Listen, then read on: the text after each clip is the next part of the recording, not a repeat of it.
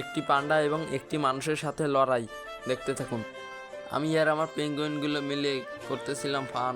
এদিকে আমরা খেতে খেতে দেখি একটা পান্ডা দাদায় দৌড়ে আসে যান। পান্ডাটির দৌড় দেখে আমরা ভয় পেয়ে যাই। তার জন্য আমি আর আমার পেঙ্গুইন মিলে দৌড়াতে থাকলাম। আমাদের খাবারগুলো পান্ডা সব খেয়ে ফেললো।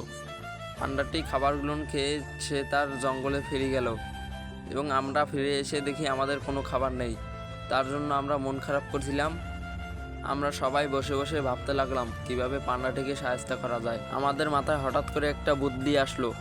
আমরা সবাই মিলে পান্ডাটিকে ধরার জন্য একটি ফাঁদ পাতলাম, জালের ফাঁদ।